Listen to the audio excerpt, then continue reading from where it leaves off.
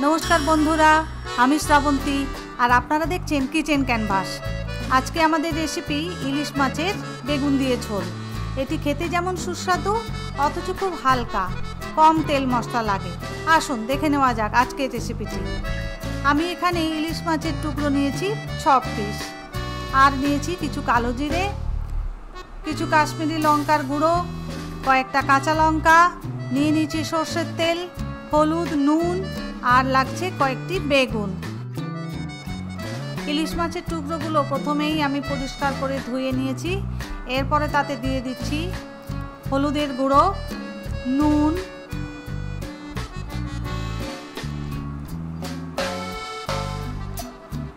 আর দিয়ে দিচ্ছি 1 চামচ সরষের তেল। এবারে সব কিছুকে ভালোভাবে মেখে মাছটাকে ম্যারিনেট করে রেখে দেব বেশ কিছুটা সময়। নুন হলুদ প্রত্যেকটা মাছের গায়ে ভালোভাবে লাগিয়ে দেবেন। আমি এখানে 5টা বেগুন নিয়েছি, কারণ কি আমার কর্তা এই ইলিশের বেগুন খেতে খুব পছন্দ করে।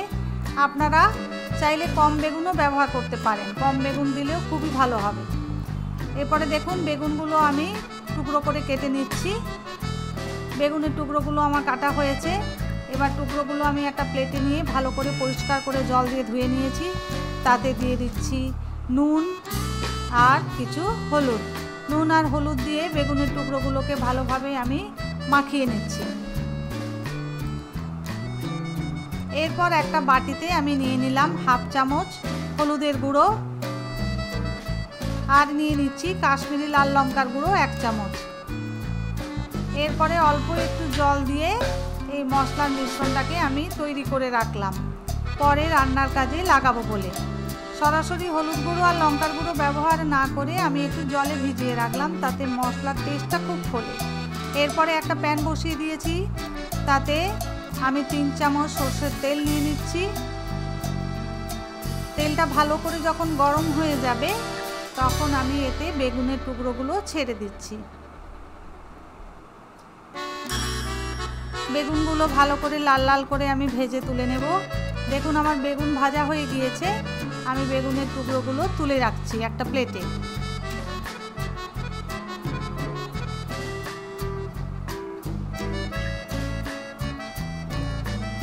এরপরে আর তেল দিলাম না, ওই যেটুকু তেল রয়েছে ওর উপরে 1 চিমটি কালো জিরে আর কয়েকটা চেরা কাঁচা লঙ্কা দিয়ে একটু নাড়াচাড়া করে নিচ্ছি। এরপরে আমরা যে লঙ্কা আর হলুদের যে মিশ্রণটা বানিয়ে রেখেছিলাম সেটা দিয়ে দিলাম। দেখুন মিশ্রণটা ফুটতে শুরু করেছে।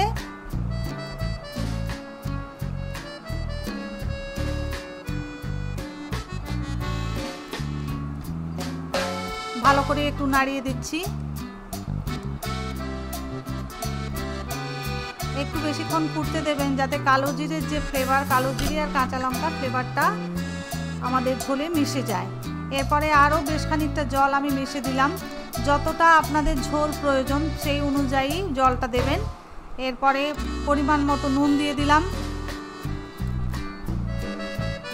আবার একটু নেড়ে চেড়ে দিচ্ছি।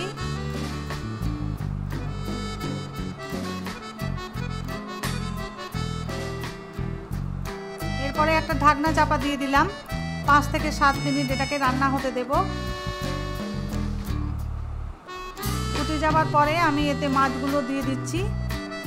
মাছগুলো আমি এখানে কাঁচাই ব্যবহার করলাম, কারণ এই বেগুন ইলিশে কাঁচা মাছের ফ্লেভারটাই ভালো ওঠে। এরপরে আবার এক চাপা দিয়ে দিয়েছি। এটাকে আরও 10 মিনিট রান্না হতে দেব। ইলিশ মাছ খুব নরম মাছ, খুব সহজেই সেদ্ধ হয়ে যায়, চিন্তার কোনো কারণ নেই। কিছুক্ষণ সেদ্ধ করলেই মাছটা সেদ্ধ হয়ে যাবে। 10 মিনিট বাদে ফিরে এলাম। এরপরে আমরা যে বেগুনের টুকরোগুলো ভেজে রেখেছিলাম সেগুলো দিয়ে দিচ্ছি আর যোগ করে দিচ্ছি কয়েকটা চেরা কাঁচা লঙ্কা। লঙ্কাটা আপনারা আপনাদের ঝাল অনুযায়ী দেবেন, যতটা ঝাল পছন্দ করেন। এরপরে আবার একটা ঢাকনা চাপা দিয়ে দিয়েছি, আরও 5 মিনিট রান্না হতে দেব। 5 মিনিট বাদে ফিরে এলাম। আমাদের বেগুন ইলিশ ঝোল একদম তৈরি। মাছও দেখুন একদম সেদ্ধ হয়ে গিয়েছে, সুসিদ্ধ যাকে বলে, একদম সুসিদ্ধ হয়ে গিয়েছে। আর এই ধরনের পাতলা ঝোল খেতে যেমন টেস্টি, বানানোও খুব সোজা, কোনো মশলার ঝামেলা নেই। শুধু একটু কালো জিরে আর কাঁচা লঙ্কা দিলেই হচ্ছে। ওপর থেকে একটু অল্প কাঁচা তেল ছড়িয়ে দিলাম। এরপরে ঢাকনা চাপা দিয়ে দিয়েছি, এটাকে গ্যাসটাও বন্ধ করে দিয়েছি। কিছুক্ষণ তরকারিটাকে সেট হওয়ার জন্য রেখে দিলাম। এরপরে আমরা গরম গরম এটাকে সার্ভ করে নেব। আজকের রেসিপিটি ভালো লেগে থাকলে প্লিজ লাইক করুন, শেয়ার করুন, কমেন্ট করুন। আমার চ্যানেলে নতুন বন্ধু হয়ে থাকলে প্লিজ সাবস্ক্রাইব করে পাশে থাকুন। সবাইকে অনেক অনেক ধন্যবাদ।